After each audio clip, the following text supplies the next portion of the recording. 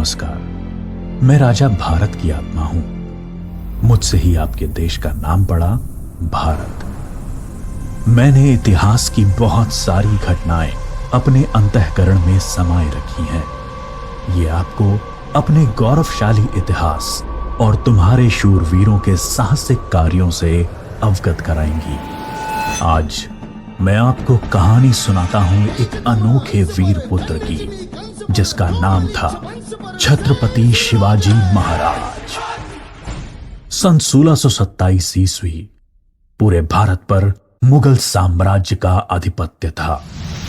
उत्तर में शाहजहां तो बीजापुर में सुल्तान मोहम्मद आदिल शाह और गोलकोंडा में सुल्तान अब्दुल्ला कुतुब शाह। डेक्कन के सुल्तान सेना के लिए हमेशा मुस्लिम अफसरों को ही प्राथमिकता देते थे। बंदरगाहों पर पुर्तगालियों का कब्जा था और थल मार्ग पर मुगलों का अधिकार। इसलिए उत्तरी अफ्रीका और मध्य एशिया से मुसलमान अधिकारियों को ला पाना मुमकिन नहीं था और डेक्कन के सुल्तानों को हिंदू अधिकारी नियुक्त करने पड़ते थे। आदिल शाह की सेना में एक मराठा सेनाध्यक्ष था, शाहजी भोसले। शाहजी सेना में उच्च पद पर आसीन था।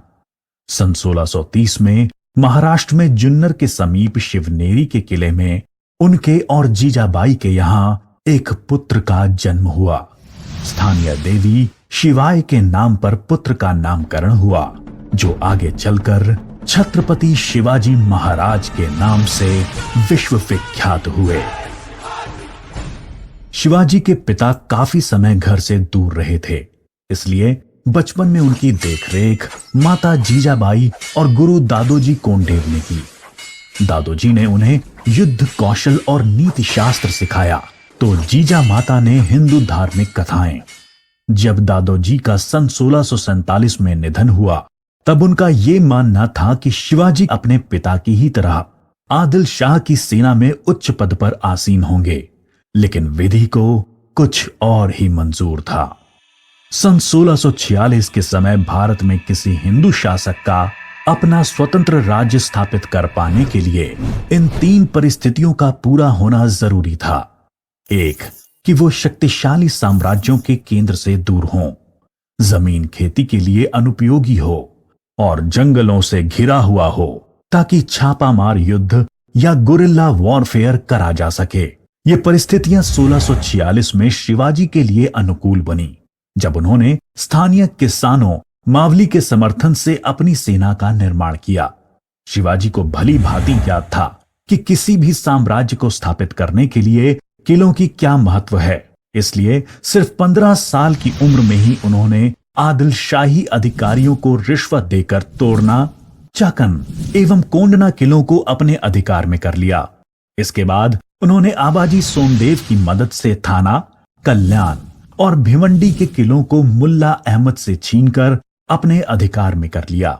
इन घटनाओं से आदिल शाही साम्राज्य में हड़कंप मच गया। शिवाजी को रोकने के लिए उनके पिता को गिरफ्तार कर लिया गया। इसलिए शिवाजी ने अगले 7 बरस तक आदिल शाह पर सीधा आक्रमण नहीं किया।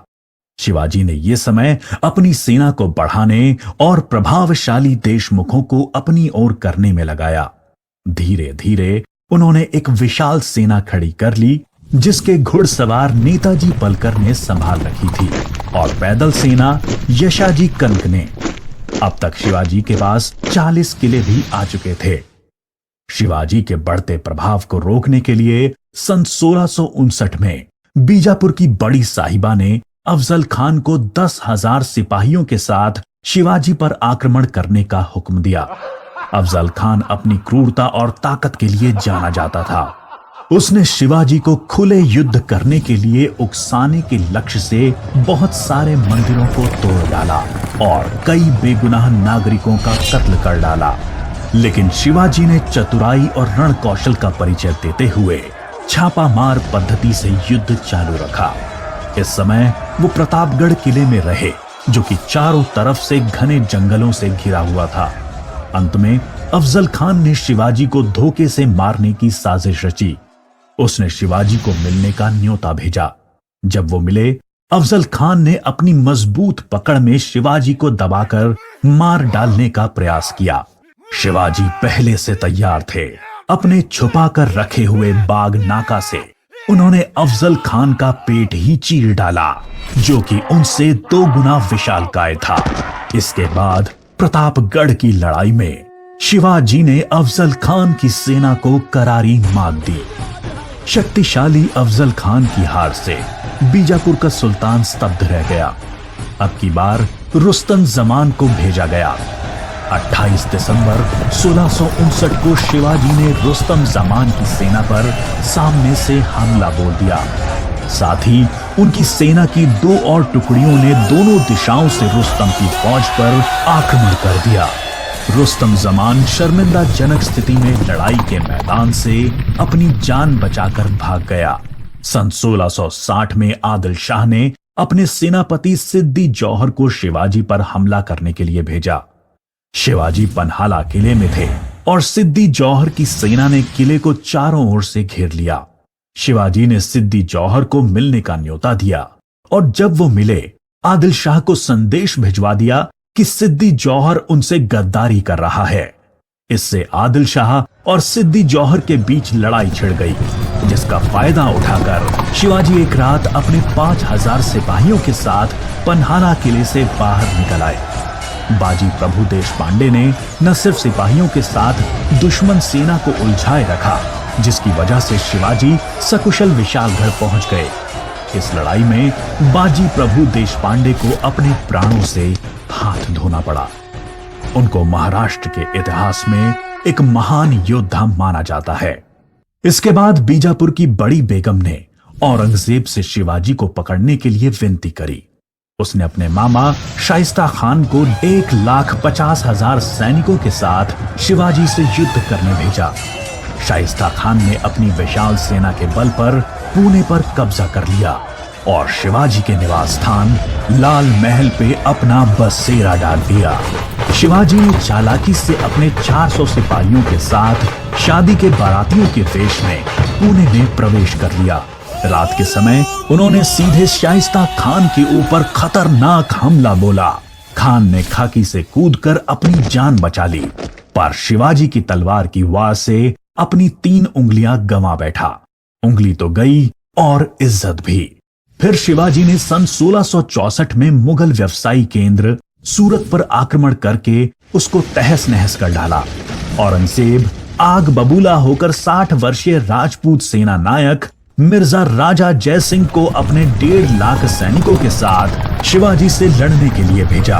इस युद्ध में शिवाजी की हार हुई और उन्हें अपने 23 किले और 4 लाख की मुद्रा हर्जाने के रूप में देनी पड़ी। उन्हें अपने 9 वर्ष के पुत्र संभाजी के साथ आगरा जाना पड़ा। शिवाजी को नियंत्रित रखने के लिए पहले यह तय हुआ कि उन्हें मुगल दरबार में कोई पद दिया जाए, लेकिन औरंगजेब ने उसको बदलकर शिवाजी को घर में कैद करने का आदेश दे दिया। औरंगजेब नहीं जानता था कि यह गलती बहुत महंगी पड़ेगी। शिवाजी ने बीमारी का बहाना बनाया और अपने स्वास्थ्य को ठीक करने के आशीर्वाद के लिए साधु संतों और फकीरों को रोजाना मिठाई और उपहार भेजने की इच्छा जताई। एक दिन वो खुद श्रमिक के भेष में सामान के डब्बे में संभाजी को छुपाकर बाहर निकल आए। वो मथुरा, काशी, गया, पुरी के बाद गोलकोंडा और बीजापुर होते हुए रायगढ़ पहुंच गए।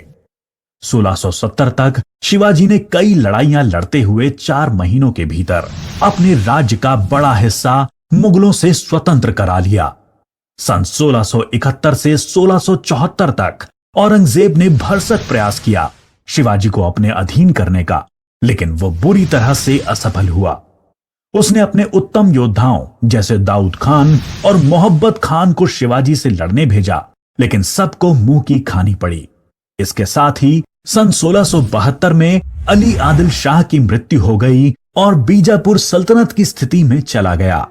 आखिर वो दिन आया जब गगा भट्ट ने 6 जून 1664 को पूरे उत्सवनुमा वातावरण में हिंदू परंपराओं के साथ शिवाजी का राज्याभिषेक किया।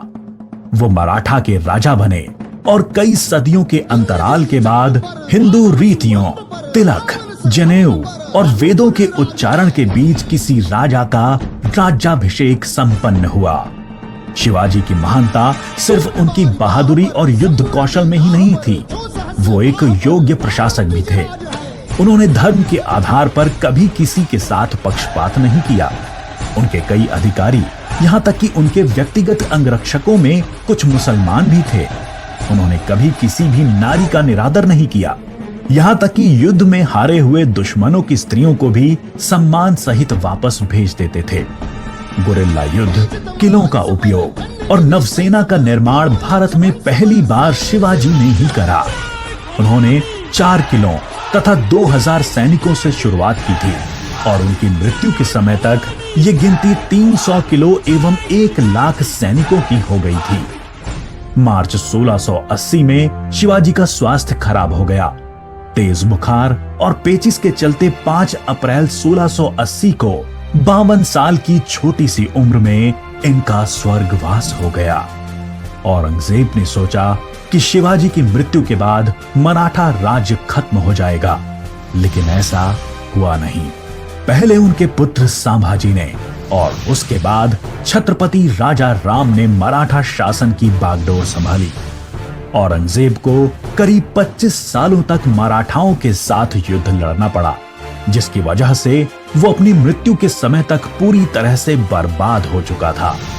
शिवाजी ने जो मराठा राज्य की नींव रखी, वो आगे चलकर कर्नाटक से लेकर अटॉक पाकिस्तान तक फैल गई। शिवाजी जैसे मनुष्य कभी मरते नहीं, लेकिन लोगों के हृदय में अपने महान कार्यों, साहस और बलिदानों की वजह से हमेशा अमर रहते हैं।